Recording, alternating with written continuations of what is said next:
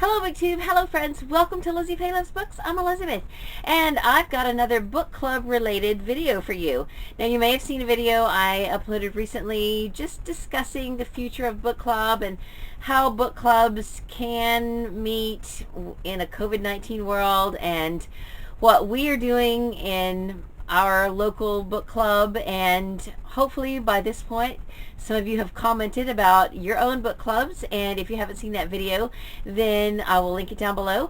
But for this video, this is something I've been wanting to do since January or even December, because I wanted to share with you what my book clubs are reading this year. So now it's almost the end of June and we have been meeting all year, and so half of these have already been read, and I have actually read most of the ones that we have left to read. They are either books that I read on my own or for other challenges or whatever in previous years. So I'm pretty caught up with what I need to read for book club, but I thought it would be a fun discussion to just chat about book club books in general, and maybe find out what your book clubs read for book club, and if you've read any of these books and you want to chat about them or whatever. So in my library book club, now just to clarify, if you didn't see the video where I explained how our library book clubs have been meeting, our library book clubs have been suspended, but we have continued to unofficially meet in a park, in a gazebo, where we bring our own chairs. We're spaced 6 feet apart and everything like that. So we have continued to meet and read the books that we plan to read for this year. So in our public library we have two book clubs. One is called the Literati Book Club, and those are the books that I'm going to tell you about today. The books that we read for that club are primarily literary fiction, or what you would think of as your typical book club books, but we also read a variety of other things. And then we have a second book club that started probably 2 years ago, and I lead that one, and it's a mystery book club. And within the mystery genre we try to read from the various mystery subgenres. So that will be a separate video. I will do a video where I talk about all the books that we're reading this year for my mystery book club. But for this video, I want to talk about the Literati Book Club and just chat about the books that we are reading this year, and I might even mention a few that we've read in previous years.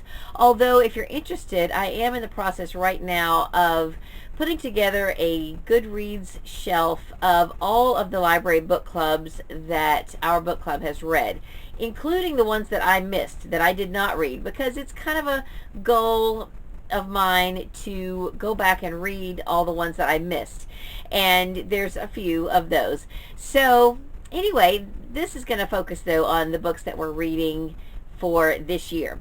So I mentioned that we read mostly book club books and a variety of other things. Usually for book club we read at least one nonfiction book, and this year we're reading two. We are reading one for Nonfiction November, so I have not read it yet, but we also read one for April, and it is The Radium Girls by Kate Moore. This is the true story of the young women who were dial painters. They worked painting radium onto clock faces so that they would glow. As a result, they ended up being poisoned slowly by the radium and the radioactivity. This book is very interesting and yet so heartbreaking. It's just very unsettling to think that these women had no idea that they were just gradually poisoning themselves.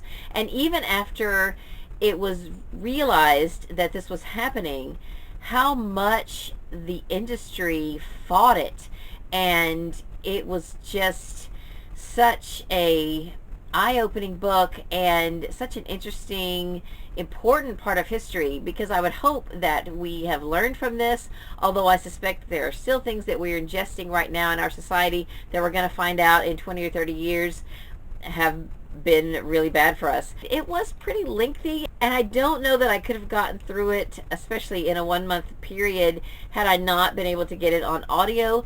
But the print book is interesting because there are some photographs of some of the women, so that really brings it to life. And I just thought it was a very interesting book, and I'm really glad that we read it. The second nonfiction book that we're reading it will be in November, and that is Educated by Tara Westover. We had this on our list for last year, but there were just not enough copies available that we could get for our book club.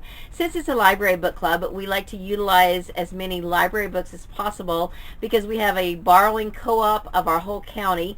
So we try to pick books that there are several copies of available in our county so that everyone can get it for free. I am involved in a book club that meets outside the library that has nothing to do with the library, and I would say that most of the people in that club end up buying the book. So it just depends on your situation, whether you utilize the library or not. But in this situation, since it's a library book club, we try to use library books as much as possible. So I haven't yet read Educated by Tara Westover. I've been wanting to read it for quite some time. From what I have heard about it, it kind of reminds me a little bit of The Glass Castle by Jeanette Walls, which we read for book club several years ago, and I would highly recommend that book. In fact, that's a book that I would reread. So let me know if you've read Educated and what you thought about it. I will probably save it for early November and read it for Nonfiction November as well as book club, and I am looking forward to it. Another thing that we try to do at least once during the year is read a Florida book. We are in Central Florida, so it only makes sense. I wouldn't expect someone from Montana to read a Florida book, but if you're in Montana, you might pick a Montana book once a year to read. But we either try to read a book that's set in Florida, or a book by a Florida author, or a book about Florida history or something like that. So the book we read this year was in February, and this is Ghosts of the Green Swamp by Lee Gramling.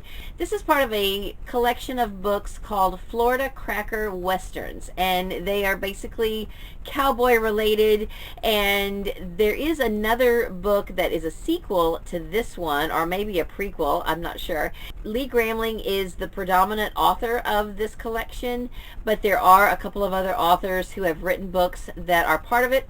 I'm not calling it a series because most of these are all standalones, but they are a collection of books, and the central theme is that they are set in Florida, in the old West, basically, if you could call Florida West, and they're just fun books about an earlier time. My husband and I discovered these quite a few years ago, and I had read several of these in the past. I didn't remember if I had ever read this one or not, but I did read it again, and I think maybe I had read it in the past, but it was pretty much all new to me by reading it again, and I thoroughly enjoyed it. I loved some of the colloquialisms and the language and how it's written, but that was a turn-off for several of the people in our book club. They did not like how the dialect was written. They had a hard time reading it because many of them are fast readers and they like to be able to zip through a book. I am a slow reader when I read in print, and I thoroughly enjoyed sounding it out in my head and hearing it in my head, and I think that's the way to enjoy a book like this. So if you ever encounter a book that is written in a dialect, you can't really read those very quickly unless that's your own dialect, but they can be very enjoyable. Just know that you're not going to probably get through them very quickly. So this one got a lot of mixed reviews. In fact, most people said that they didn't really enjoy the reading of it, mainly because of the language. And one lady who said, you know, she's a Floridian from generations back, she just couldn't get interested in the story. So, you know, to each his own, but I loved it, and one other person from the book club also said that they really enjoyed it. So we were outnumbered, but it was okay. I would definitely read more of these again. In fact, you probably can't see it from this angle, but we do have several of these up here on our shelves that my husband and I own, and I would definitely read more of them. And now especially I want to read the other book that is about this main character.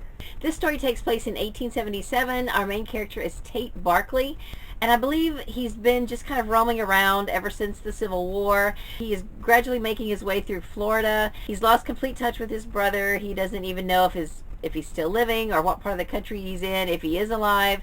And on his way through Florida, he encounters some robbers who basically knock him off his horse, steal his gun, and take off and leave him for dead. And so he doesn't die. He manages to pull himself up and follow these people to get his stuff back. So that's the story here, and he encounters a lot of things along the way, and I thought it was a really entertaining story. Another type of book that we usually always try to read one of is a classic. We did not pick a classic this year for the Literati Book Club, but for the Mystery Book Club, we did pick an Agatha Christie. So most of the people are in both clubs, and so they will read at least one classic this year as a result of book club. Some of the classics that we've read in years past have been enjoyable, and others have just been kind of duds. We read a book by Edith Wharton one year, and we should have picked Age of Innocence. I think that would have been better, but instead we picked the one that she was writing when she died. It was supposed to be her big masterpiece, and she passed away before it was really completely finished, so someone else finished it for her.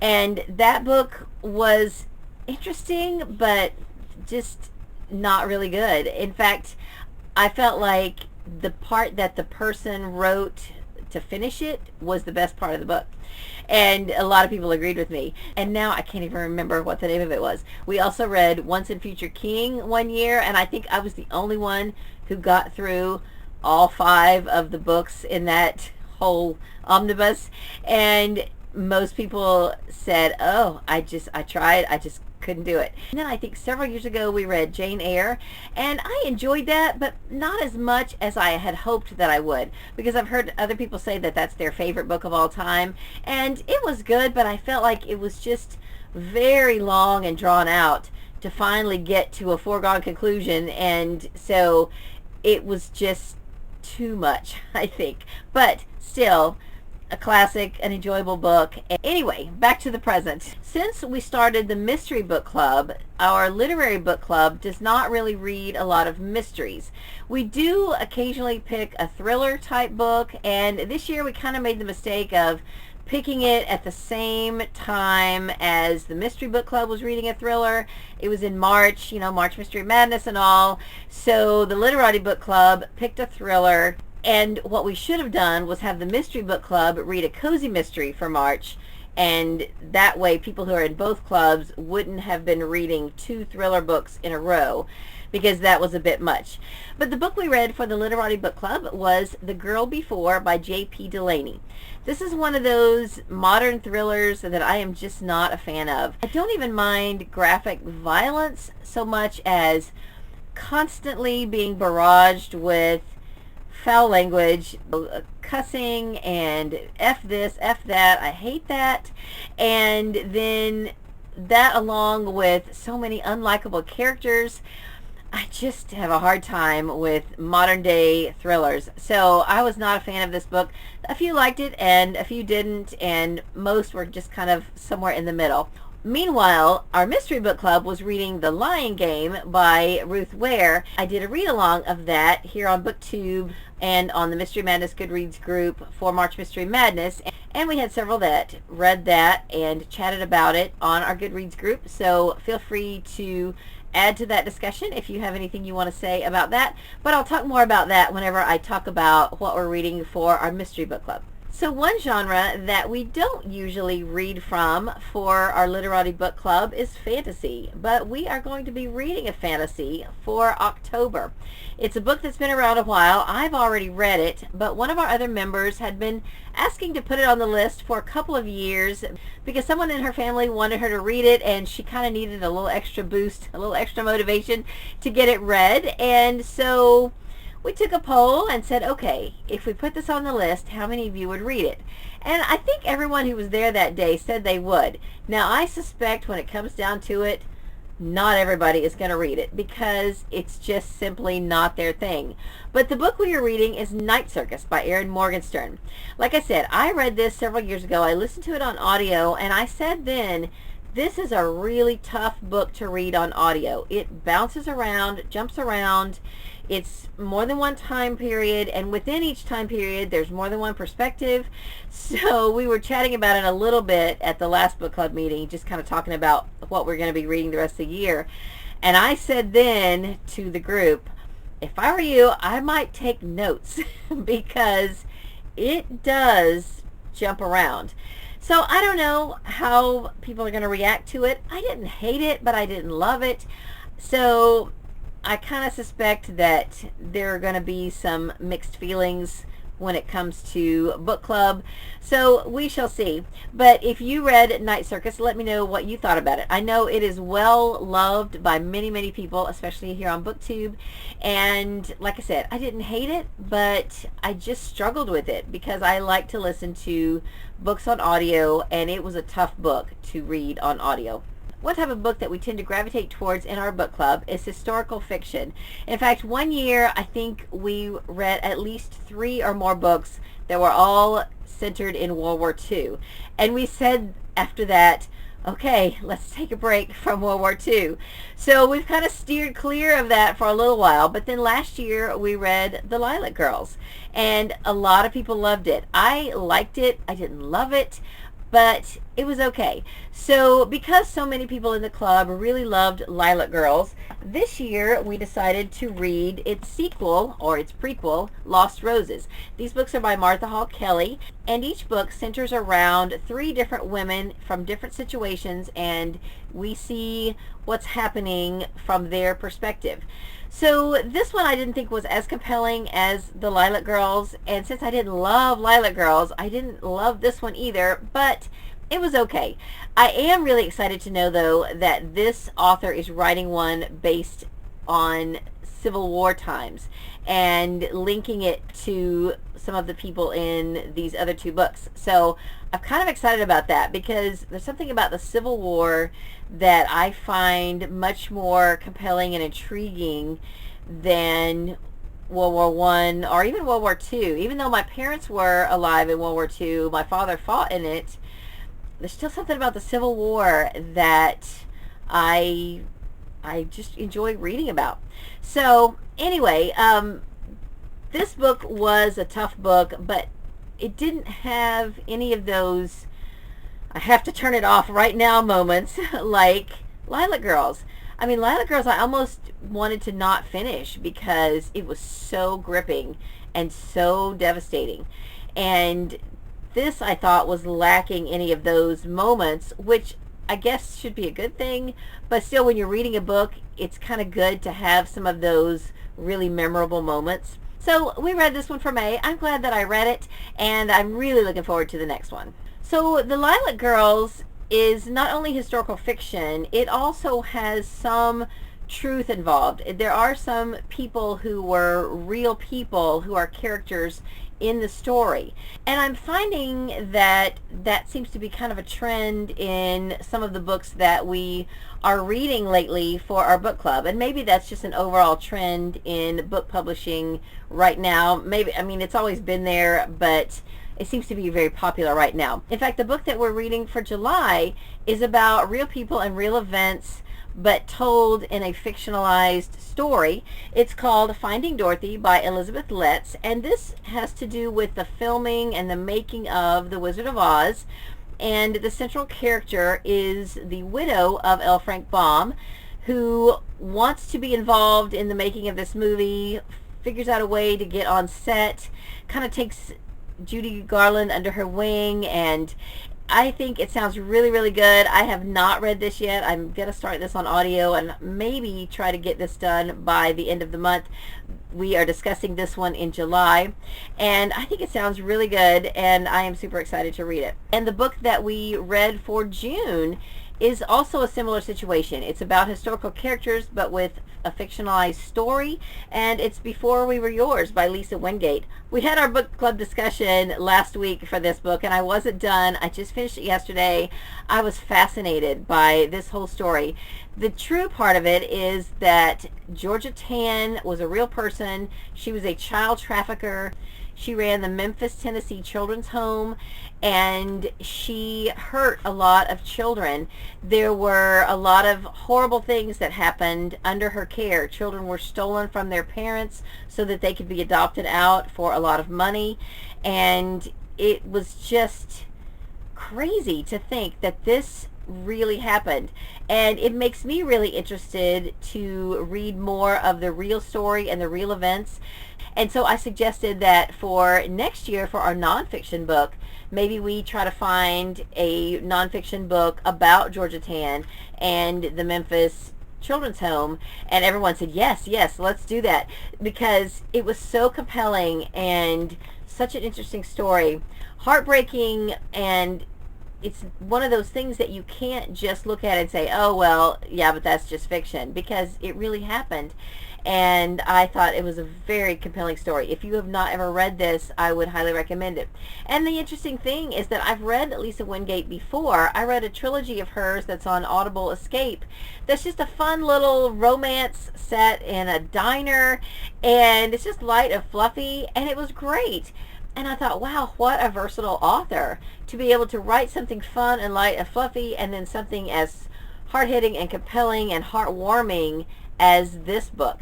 So I'm really looking forward to reading more by Lisa Wingate, and I think that she did a great job with this book.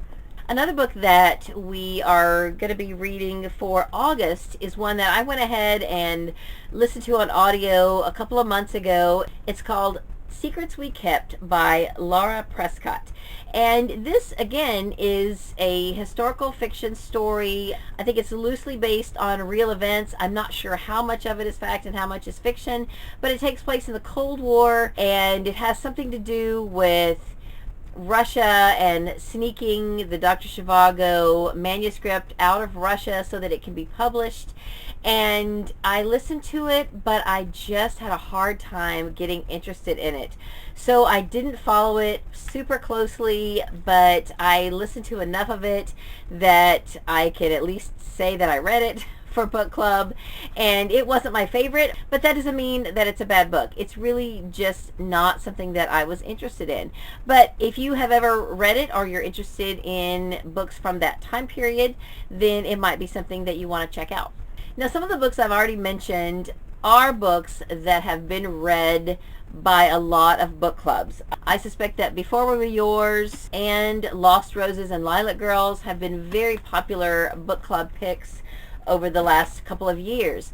But we have a couple of others that are what you would consider your typical book club picks, because they are Reese Witherspoon book picks. And one of them is Little Fires Everywhere, which we read for January, and I did not enjoy it at all. I've said before that for me to love a book, I have to love the characters. And I think I'm not alone in saying that there were really no likable characters in Little Fires Everywhere. They just were very frustrating. Now, for some people, that doesn't mean that they're going to hate the book. They can dislike the characters, but still really love the book and what it says. And that was true for a lot of people, because I know a lot of people really love this book. But I'm so character driven that I just couldn't enjoy the book. So there's a lot of mixed feelings about it, but that was one of the books that we have already read this year, and you know, it was good to see what all the fuss was about. The one that we're reading for September is huge. I read it last year for my other book club that's kind of on hiatus right now. We could not have read it last year for our library book club because it was impossible to find a copy anywhere unless you just went out and paid full price for one. The book is Where the Crawdads Sing by Delia Owens. This book was fantastic. I ended up buying it on Audible, and I would definitely listen to it again. Now, the criticism that I did hear about it was that it was a little too sciencey. There was more about plant life and nature than a lot of people wanted to read about, but I thought that was fascinating. I grew up in a household with a junior high and high school science teacher, which was my dad, and everywhere we went I got a science lesson, so I didn't mind that at all, and I really enjoyed the book. I really just thought it was very well done, the twists and turns and things, and I just really enjoyed it. I didn't like everything that happened, of course, because some tough things happened to this girl as she was growing up. But I thought the book itself was very compelling, and I would definitely recommend it if you have not read Where the Crawdads Sing. Okay, so I have mentioned everything so far that we are reading this year except for December. For December, we usually try to pick something a little on the lighter side. It doesn't have to be a Christmas book, but it should be something that is short because we're busy, lighter because we're busy, and just something fun. So in the past, we've read Skipping Christmas by John Grisham. We've read Redbird Christmas by Fannie Flagg on my suggestion. I can't even remember what else we've read, but they have been shorter, lighter books. So when the Mystery Book Club came along, we each picked our own book, but then really decided that we should just combine our clubs for the month of December. And instead of reading two different books, it made sense for us to both read the same book. So for last year, we read one of the Anne Perry Christmas books because it was kind of a mystery, not a real mystery, but close enough.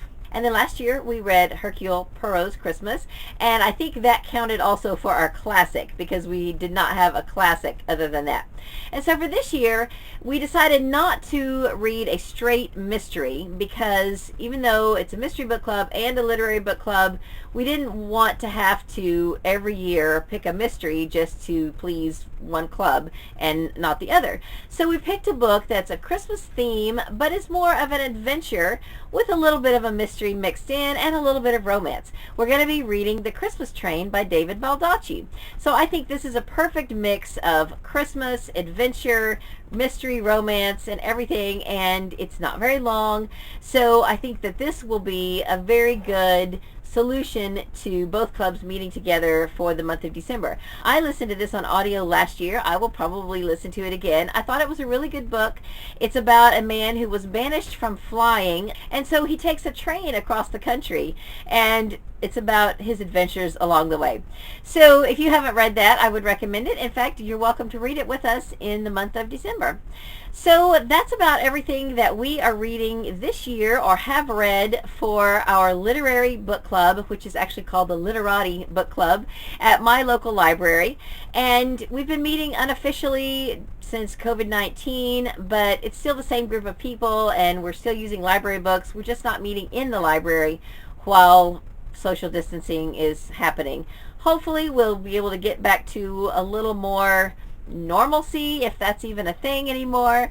But for now, we're meeting outside in a pavilion area, and I did a little video about that the other day, so if you want to see that, I will leave it linked down below. So for now, that's all for this video. I will be coming back again soon and showing you what we are reading for our mystery book club. So I hope you're having a great day, read a good book, and God bless you.